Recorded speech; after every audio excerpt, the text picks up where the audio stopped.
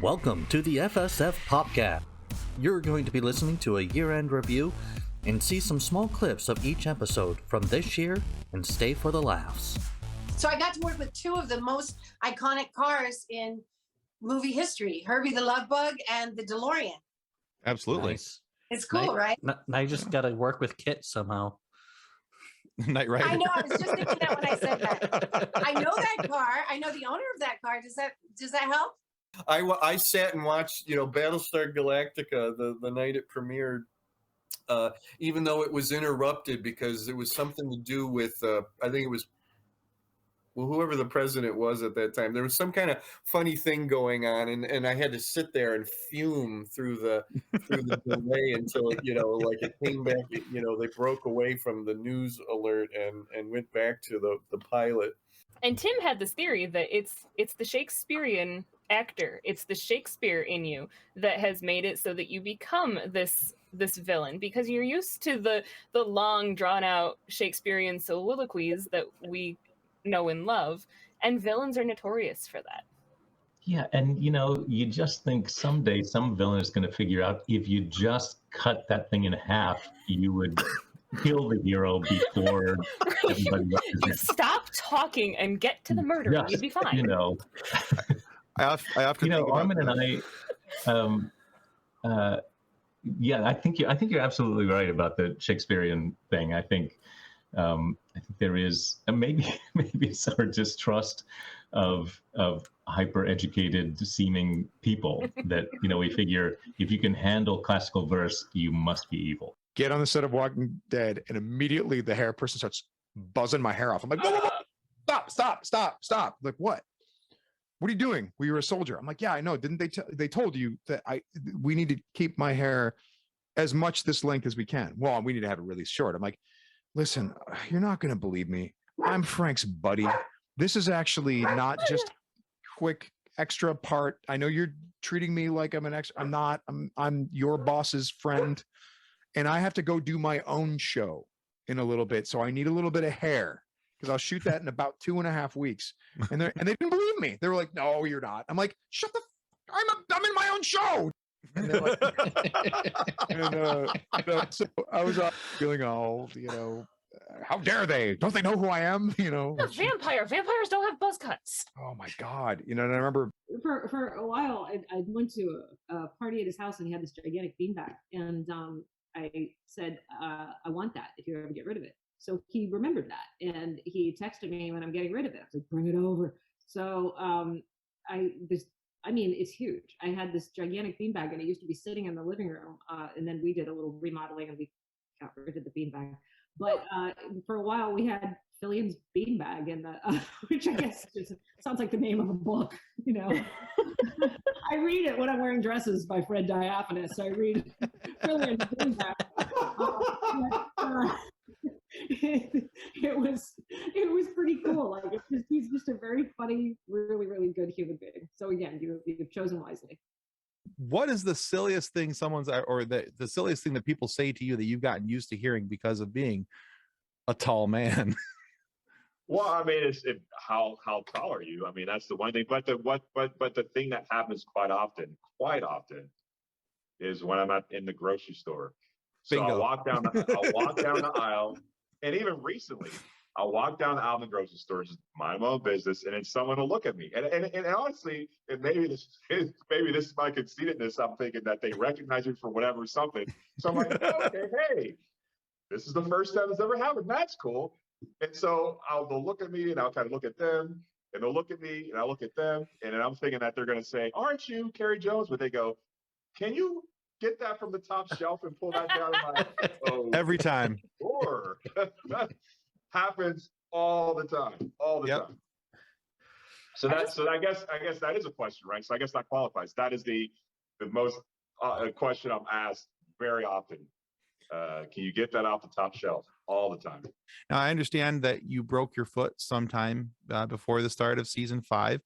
And I was wondering really how that impacted the filming of season 5, because there was a lot of pretty intense action scenes, especially early on in the season. So how did that impact filming and impact things for you?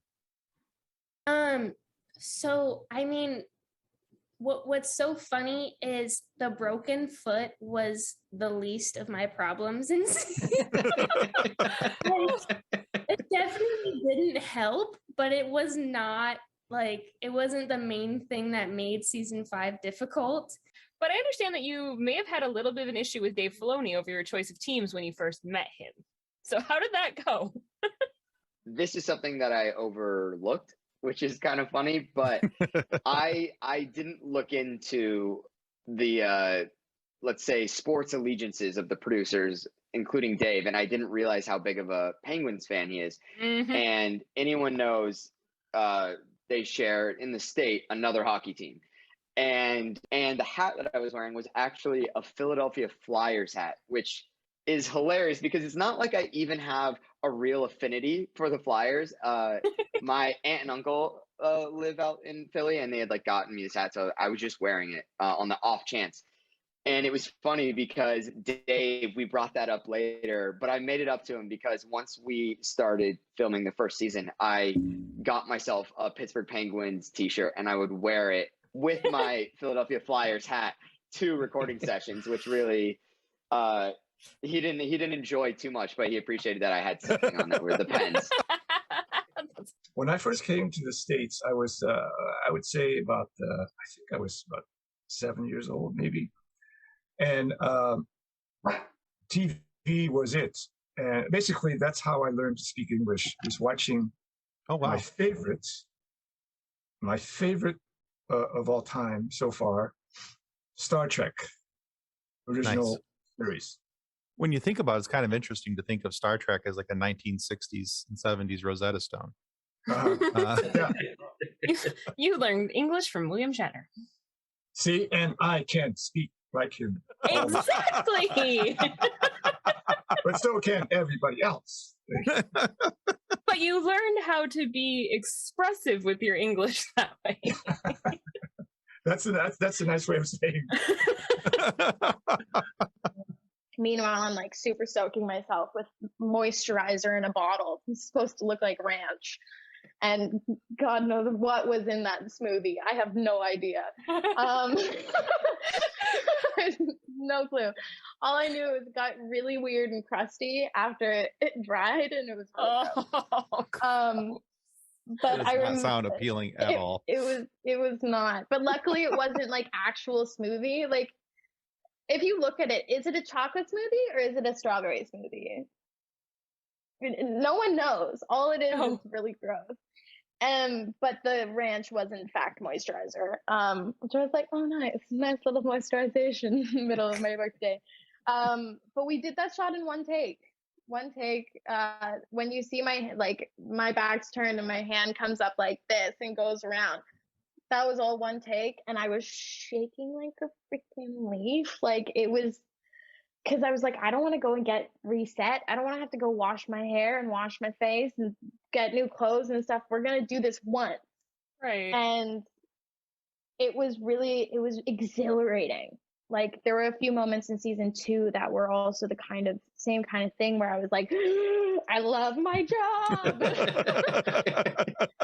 Yeah. For Claudine on Monster High, I don't, her voice is kind of, she talks like that. And the first time I took my son to New York, we were on the subway, and he's really little and he's tugging at me. He's like, Mama. He's like, Claudine is sitting right over there. And I was like, what are you talking about? I was like, I don't see a poster, And he said, no, she's sitting right there. Listen. And this girl's like, oh, let's not. I have so much fun. Let me tell you, my mother. And I was like, no, I'm going out. I want your food, but I am going out. And I would just burst out laughing. I was like, oh my gosh.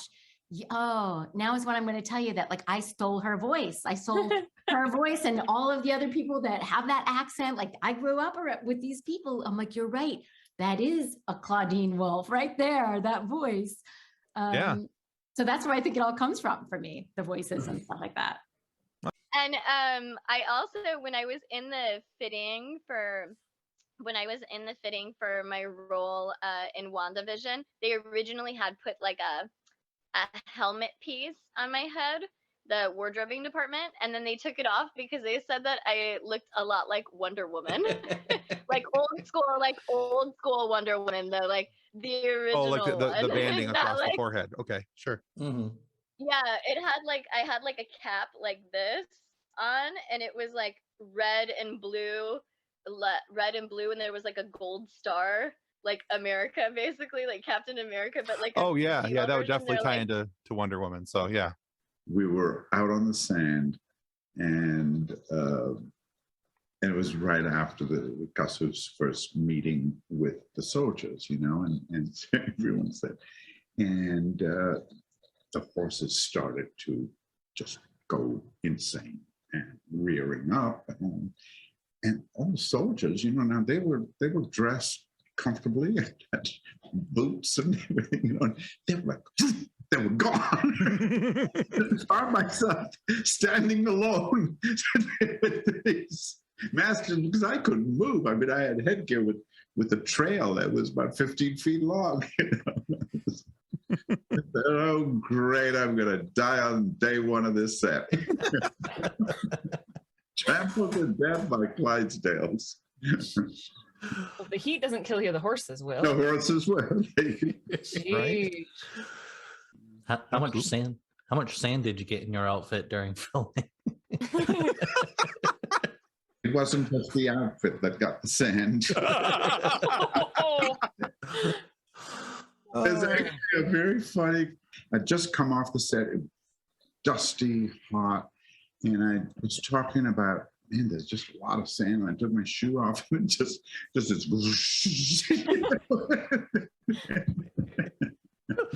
Oh, goodness. Nice. Where you drew your inspiration for the expression of Pong Krell, the character of Pong Krell? I ain't gonna lie, James Earl Jones. I just felt like this could have been his cousin, or could have been the cousin of Darth Vader. I felt he had that kind of presence, but you know, was moving around a lot more. He didn't have quite the stature of Darth Vader, but he was from the same school. That actually makes a whole lot of sense. You just saw Pong Krell in a whole other light, didn't you? Oh, completely. That's again, light bulb. No, but just thinking about how he positioned himself and how he talked to people, and even the voice you were using and doing it. And even when you see him, I'm Pong Krell. Send the clones here, and I need that immediately. Holy crap. And I dumped it on the counter to the pharmacist, and I was like, I have this job, and I can't be sleepy, and I can't be congested, and I can't. What do I do? What do I do? But I have to sleep the night before because I have to be alert. And he was like, okay, slow your roll, crazy pants.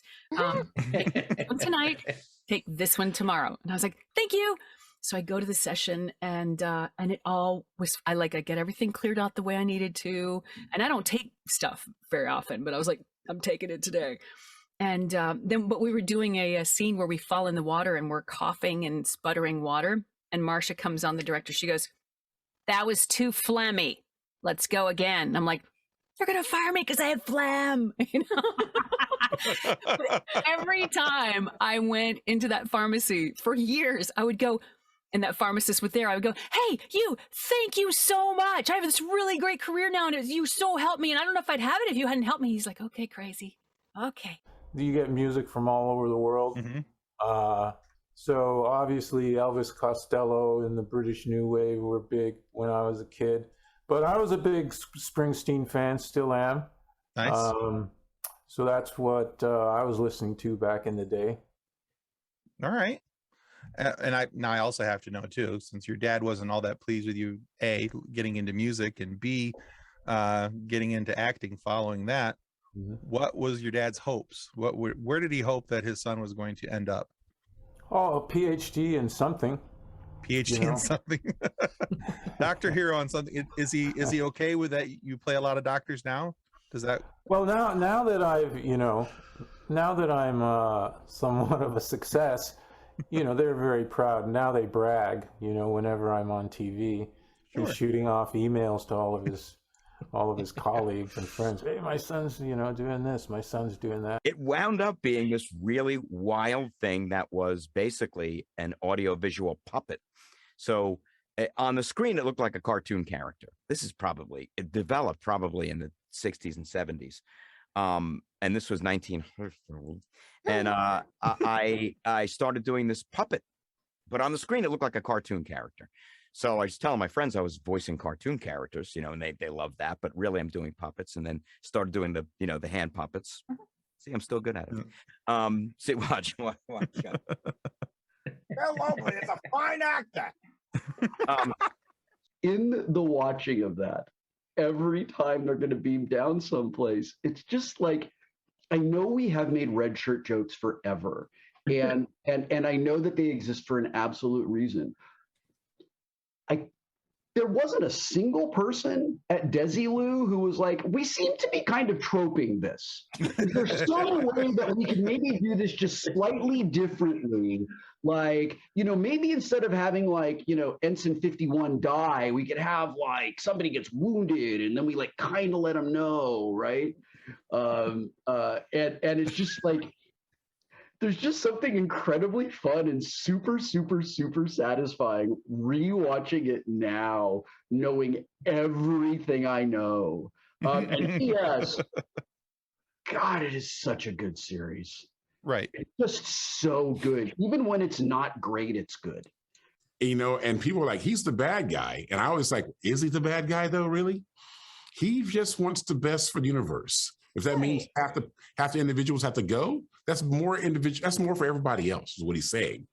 Different things so I can rationalize the character through Thanos' mind and get into that character, and it's so much fun because he gets to say the fun stuff the good guys can't say. Right. He gets to say what everybody else is actually thinking. I remember there's a couple of favorite lines of mine, but one of my lines, he's attacking New York City. Mm-hmm.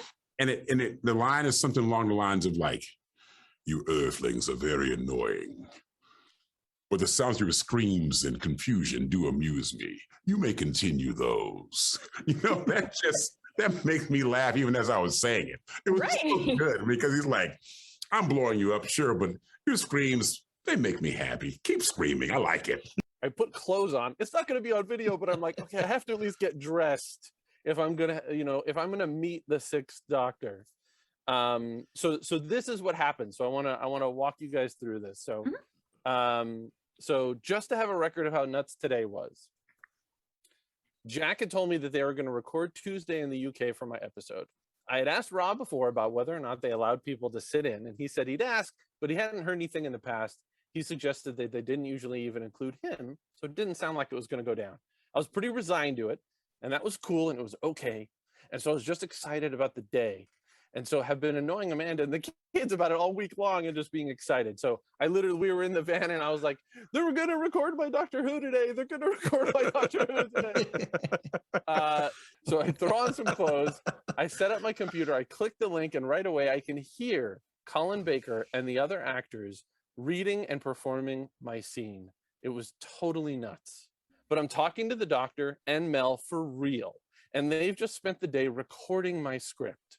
And they're very complimentary and enthusiastic. And I can't really say much more than how excited I am and how it's a dream come true. And then Jack chimes in and mentions how I'm a huge Doctor Who fan. And they ask, so is this your first Doctor Who script? And I said, yes, it's my first. And Jack says, I'm a huge fan. And they ask, how I got involved with Doctor Who. And I said that I pretty much stalked Jack on Twitter, and everybody laughed. And somebody said maybe that was a little too much information.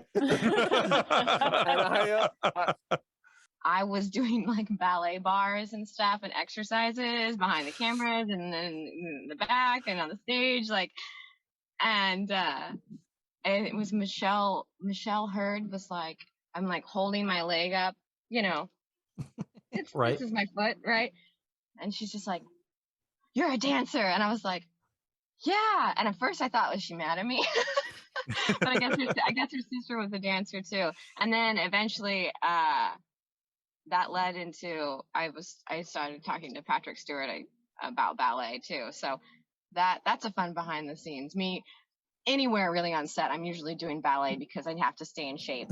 So there's all these photos that people have taken of me just doing things and yeah. We hung out with David Hayter, who got was one of the many people that wrote in the first couple movies. He got the screenwriting credit for the first 2 X-Men movies. And he said, oh yeah, don't even think about comic books. He said, the director never picked up a comic book. We just watched your show over and over and over. Awesome. So that was their starting point for the movies. And that was cool to hear from him. It was the missing Tegu that piqued my interest the most. Yeah, since that version of the bio was written, the Tegu was found. Not in one place. The Tegu had gotten out, and it was still a juvenile.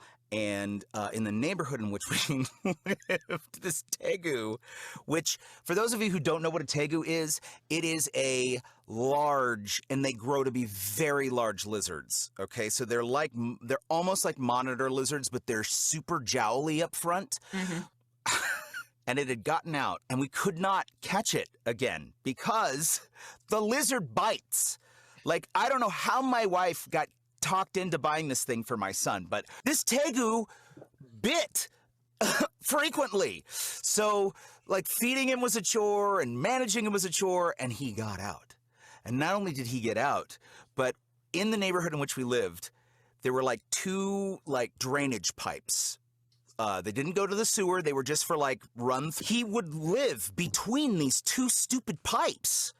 And I'd go to one pipe to catch him with a net or with we didn't have any bite gloves at the time. If I had some bite gloves, I'd have caught that stinker right there. And then our neighbors are like, "Did you lose a lizard or something? Because there's a very large lizard who is eating our fruit back off the trees in our backyard. I mean, it's fine. The trees overproduce anyway. But we don't know where this came from. Do you know where the Tegu came from?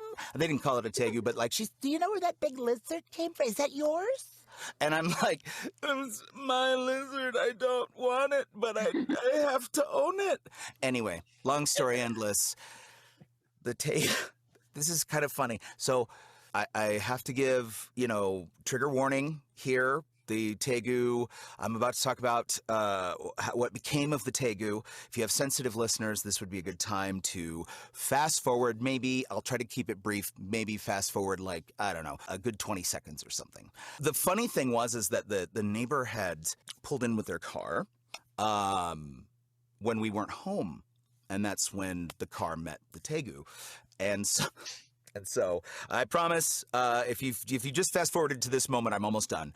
Fast forward maybe another 10 seconds. So when we got home from a weekend trip or something, the neighbor comes up and says, "We've been keeping the remains of this Tegu for you. We're so sorry we hid it. We're so sorry." She brings out a Ziploc bag and there's a frozen... There is a frozen lizard in the bag. No. I'm not kidding you. You can't write this. Being fans of Stargate, you would know that the planets are like PX3, 941, and P37, 428, whatever.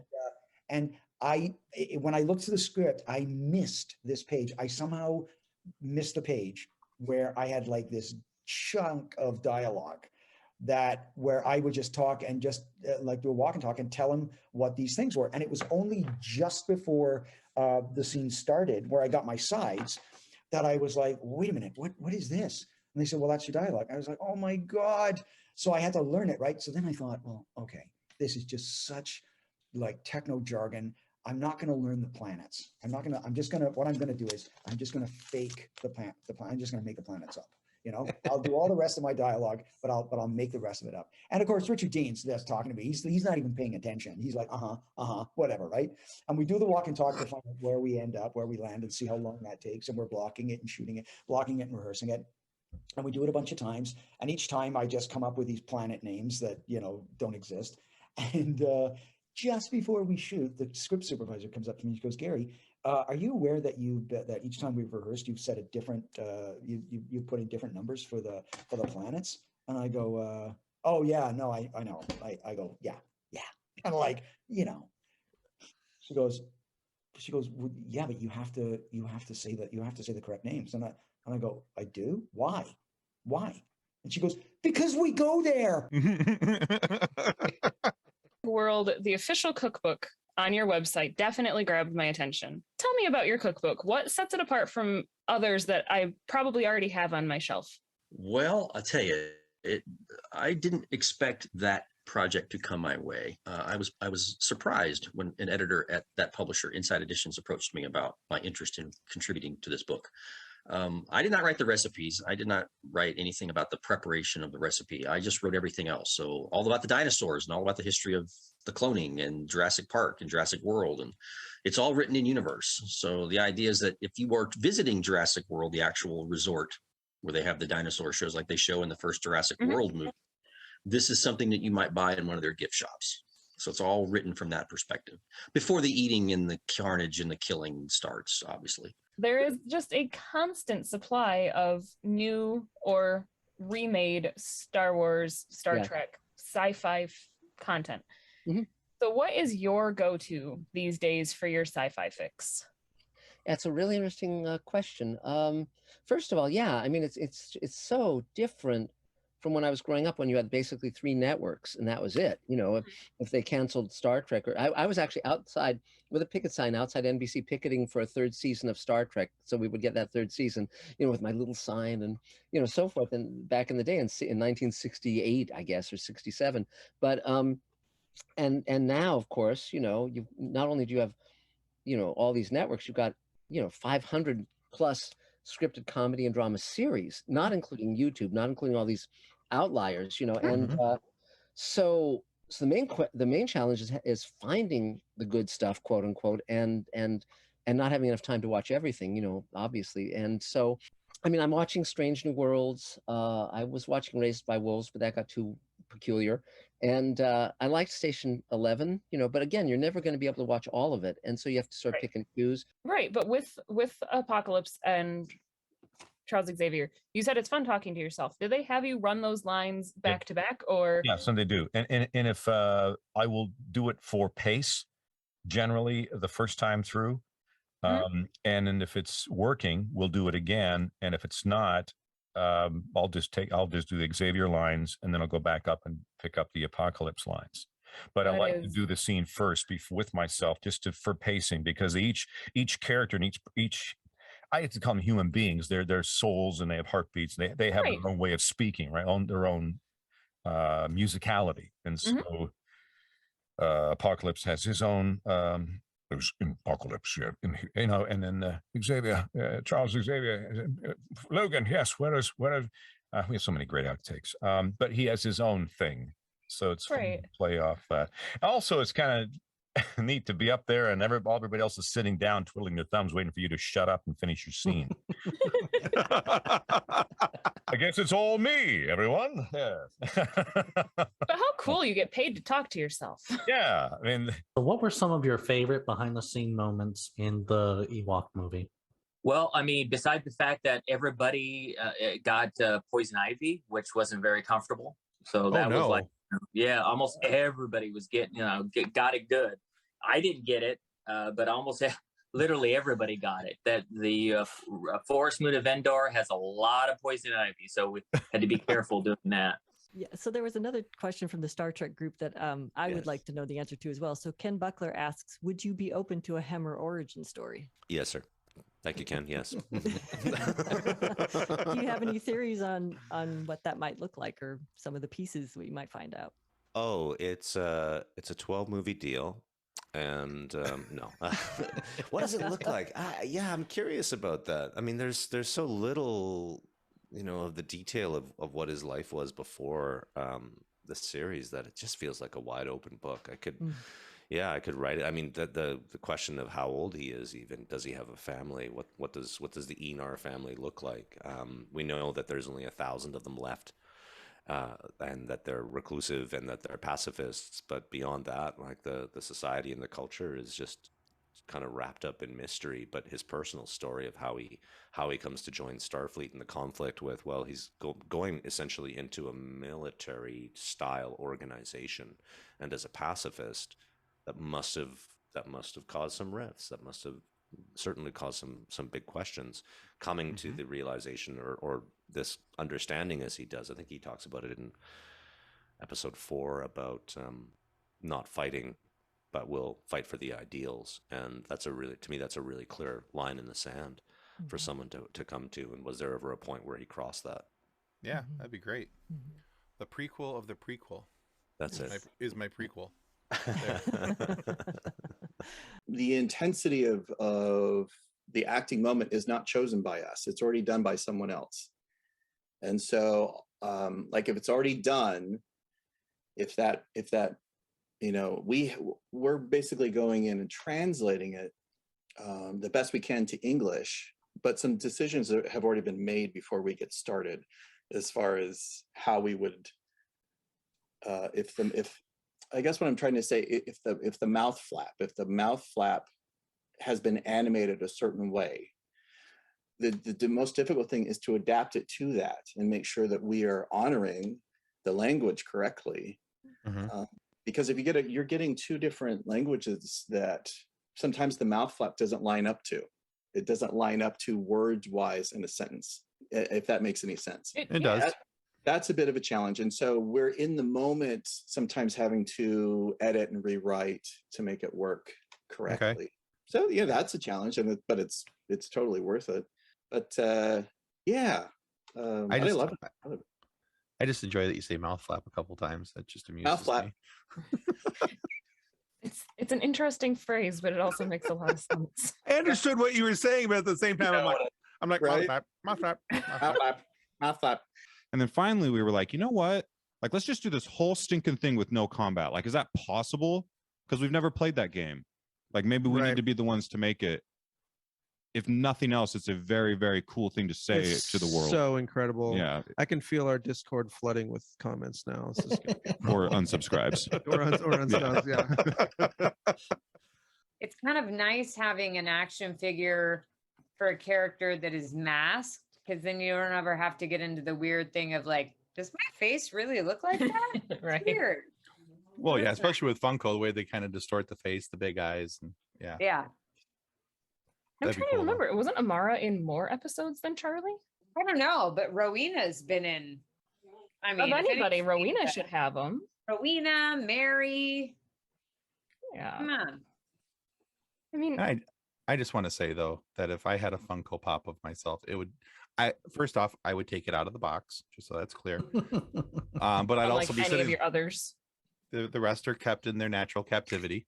But I would sit there and just be like, bink, bink, bink. Yeah. Yeah.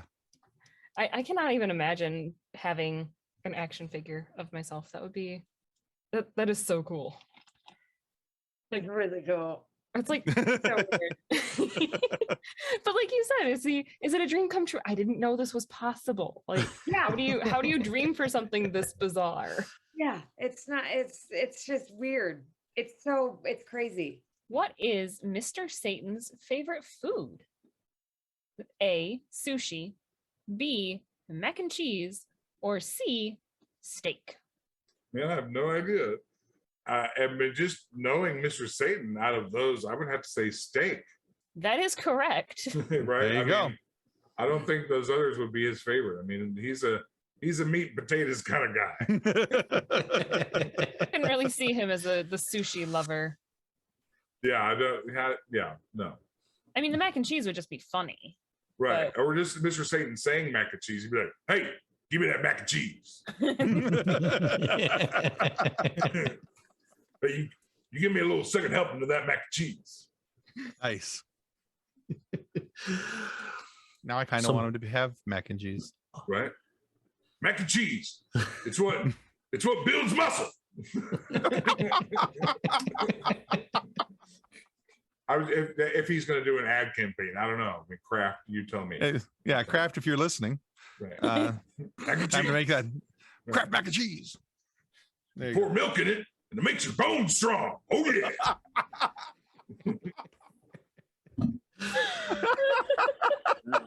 Wait, what world would you go to, Kathleen? We didn't ask you. Oh man, I would love to be included in the Marvel universe, but I am also super clumsy.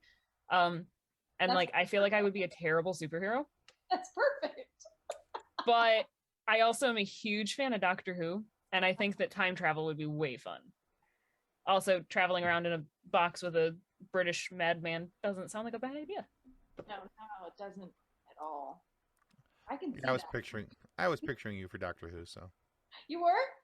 For her? Yeah. Yeah. Oh, for her, absolutely. Honestly, for you, I could see you in Marvel as a multiverse variant of Black Widow. Tim. She just almost knocked her out of her chair. Want to be best friends? He's your new hype man. Yeah, that's cool. I will take that. That's awesome. Yeah. That's a good one. Honestly, if you ever cosplayed it, you'd rock it solidly. So. Oh shit. All right, doing that. Thank you. I'm gonna write that down. She's like, that one I am writing down. She's like, I'm drawing a heart and I'm drawing Black Widow inside of it. Arrow through it with mom on the arrow. There we go. I don't think many people think about the fact that you can't sit down. Yeah, never. You can't sit down. In order, like C-3PO here, his and any droid here, the shorts go into the legs. So you're fused basically from the waist down to your knees that you can't bend anywhere here. So, I don't want you to take this like I'm complaining. No, okay? I'm in Star Wars. I can't complain. Okay. I'm just describing for you. I'm just describing for you the context of the costume. Royal flush. That is correct. Yeah. 4 for 4. To go. So yes, we will send you a copy of this fantastic. Custodians of the cosmos. I love it. I love it. You already told me that you love cheese, and there is a lot of cheese in this cheese. Love it. Like space cheese. They're called Lactarians. It's a cheese-based religion. Okay. I'll be sure to look up that chapter and think of you. There you go. Like, because you have taco on your cheese on your taco. Yes. So there's a correlation there. I would love that anytime somebody has cheese that they think of me. Okay. Because I know that at least for those who are not lactose intolerant, that will be a happy thought. Exactly. There could be much worse reasons for somebody to think of you. So. There's a couple of movies that I've tried to play with for my kids, and I'm like, I don't remember it this way. Like I remember even was it Big Trouble in Little China with Kurt Russell? Yeah. Mm-hmm. I put that on. I was like, you guys are gonna love this. It was fun. I love this. It's all this different. And within 5 minutes of it, there was so many curse words. I was like, turn it off. I was like, hold on, time out. Like, right. I don't know how I missed that, but yeah, I don't remember that. But yeah, but that was my origin of just my whole intro into that. I mean, talking about Muppet Treasure Island with as much as I love it, I told my brother who I was talking to today, he's like, ask him what it's like to be on to be on the second worst Muppets movie. And I'm like, whoa. Up yours, mate. Whoa. Up yours. Like, no, I don't know who you are, but you can go away, shove it where the sun don't shine, buddy. And this is the part of the episode I'm going to be like, Fred, listen to this. Sorry, you're going to have to bleep all of that out, aren't you? I don't know who that person is. Who was it again? Who was it? Who said it? Brother. Well, what's his name? Fred. Fred? Stupid name for a start. No, it's one of those things where at the time I think right. The problem you've got. Are you okay? You're not dying. Oh, good. Yeah, we're good. You're right, Nick. Since I was a child, I loved the ability to command attention in a room full of strangers. So, and he's good at it. I can see that. Also because he's lean, he wasn't going to take up a lot of the weather map. Nice. Were you ever tempted to wear a matching green suit, just have a floating head? Yeah, well, I did that for like 5 years in a row on St. Patrick's Day, and then the joke got old, and I stopped. Make sound do whatever I wanted to do, and just like get into the weeds of like the weird stuff, and like I don't know, I love it so much, and I kind of realized that it's like something I always want to be a part of my life.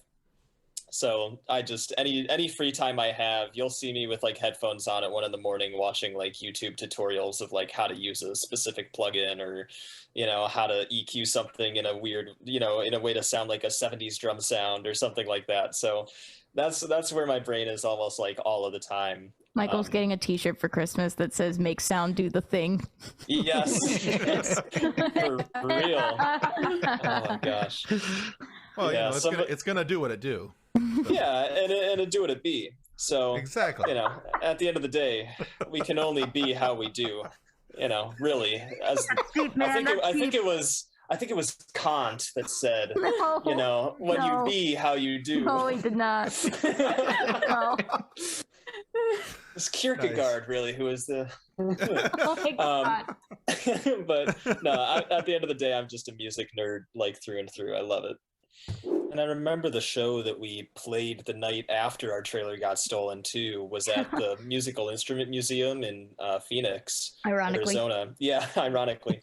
But they had a bunch of equipment for us. I was like, my drum set got stolen. They were like, we have a drum kit here you can use, and we were kind of like, you know what?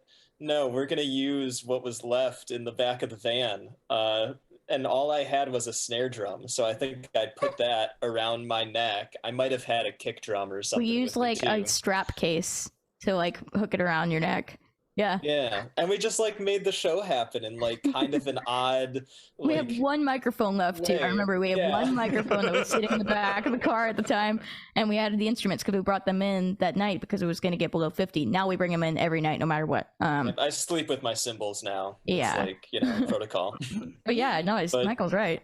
But like that show was just like we pulled it off and we made it happen, and we were all just kind of like, we can still do this. Like at the end of the day, the three of us are here. Nobody's hurt, everybody's okay, and like we can still make music with what we have. And I think that being able to play that show too, like right after that happened, really just like cemented us in being able to be like, no, we can get through this and like keep doing this.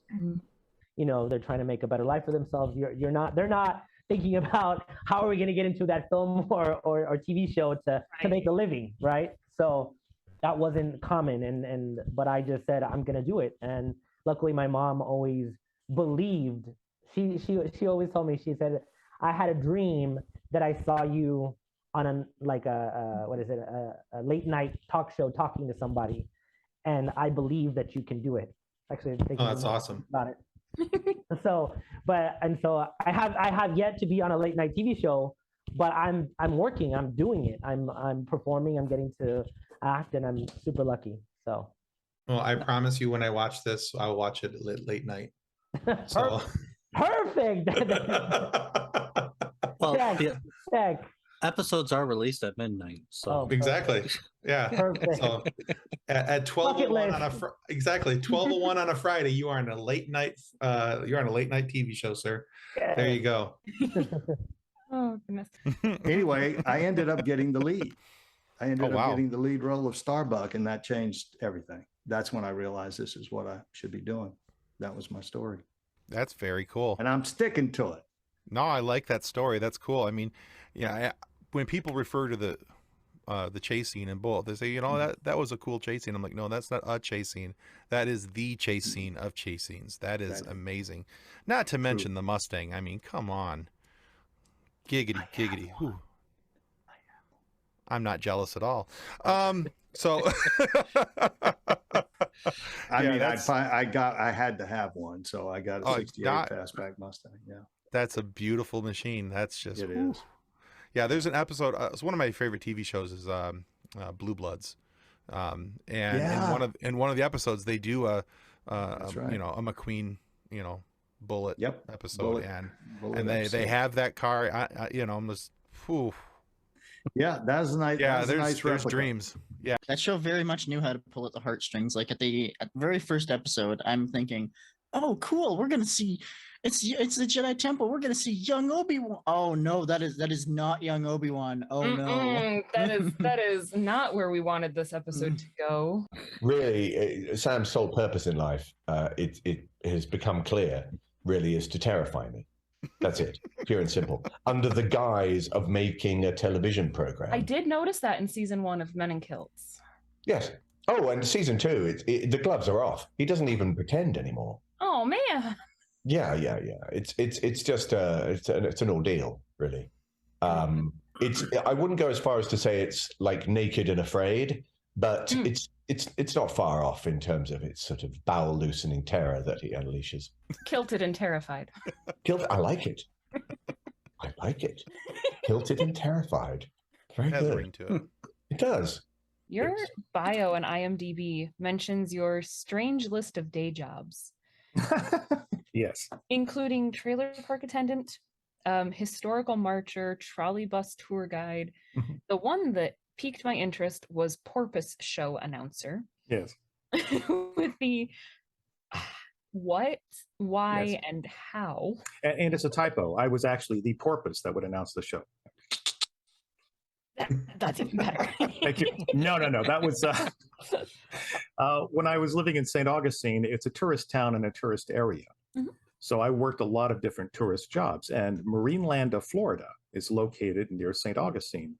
And in fact, Marineland of Florida was originally built as a marine studio where they would shoot like the Tarzan films. And in fact, the Revenge of the Creature was shot there. So it started out as a studio, and then in 1938 or 39, it was turned into a tourist attraction. So yeah, I did almost everything there. I worked behind the scenes with the animals. I was a show announcer for that. It was actually one of the best times of my life. I really enjoyed working with the animals and explaining them to the. All right, excellent. Well, Bo, considering the fact that you have been an MMA fighter, I'm going to get that right one of these times. Many times when professional wrestlers or MMA fighters come out, there's a song that's their entrance song. So this is a two-part question. I have to know, what did you use for your entrance song? And if you'd like to change that moving forward for what your entrance song should be anytime you enter a random room in life. Okay. I never thought I would be asked that question. You're welcome. Yeah, so complete honesty, I am not making this up. The last song I walked out to before I fought somebody in a cage was Under the Sea, the Little Mermaid theme song.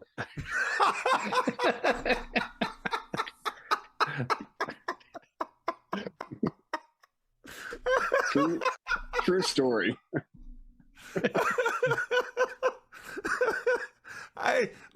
But I'm guessing that had to throw the other guy off his game.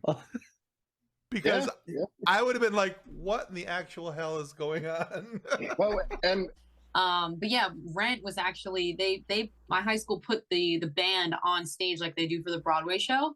Oh, sweet. So that was the first time I sang like 4 feet away from a rock band, and I was like, I'm doing that. Yeah. Like that was like a turn. And I was like, that's different than musical theater. That's cool. Like I want to do that. So, and of course I got to ball my ass off on in the show, which is like why I love to sing. So like Maureen's part is so much fun. Yeah. She is such a fun character. She's the best. And I did not want to be Mimi because they had her actually doing all the flips and twists on the poles and shit on the top. I'm like, I will die. Like when I was Maureen and I had to do the take me or leave me stuff from table to table, the director, and like literally, this is not even funny. We had to put 2 folding chairs in between the tables so I could get from table to table. And I still was like, I'm going to fall. Like I couldn't handle it. I'm very afraid of heights. Like I'm very uncoordinated. So, like I fall on stage not like Post Malone recently fall, but like I will almost for him. He's amazing. I feel so bad for him. Hope he's feeling okay. Anyway, I like slip or fall or kick something over or break a shoe. One thing that no one else notices always happens on stage like that. So I'm just a spaz, but anyway, yeah, I love musicals. I love rock musicals. Rent's probably my favorite. Part of what happened is, I've got 2 surfer girls. And so what happens when you put surfer girls in clothes up to here and down to ankles and long sleeves? And so like culturally, we don't do that anymore. We're not in corsets. We're not. And so that says something about like, where are we as women and freedom and that sort of thing. And so of course, Jade thinks she's darling. And Sam is like, get me the heck out of this thing. I want to go surf. So maybe you've always had, when you were a little kid, you had an imaginary friend. No one knows about that but you. So maybe you start doodling that. And then it sells as a book and you're like, weirdly, other people know about my imaginary friend now. Like this is sort of strange, kind of creeped out, kind of happy too. But like there's definitely like someone has invaded my brain space. That's the feeling you get when something that's been very personal to you for a while kind of gets put out there. I grew up with a basset hound named Montgomery. We called him Monty. And he was fantastic. And he was really fast. And we lived in a neighborhood where there were lots of woods and stuff. And he would, because basset hounds are hunting dogs, so he had a soft mouth. So he would grab rabbits and he would bring them completely alive and unharmed to the back porch, and you'd say, "Monty, let go of the bunny. Monty, Monty, let go of the bunny," and he'd go.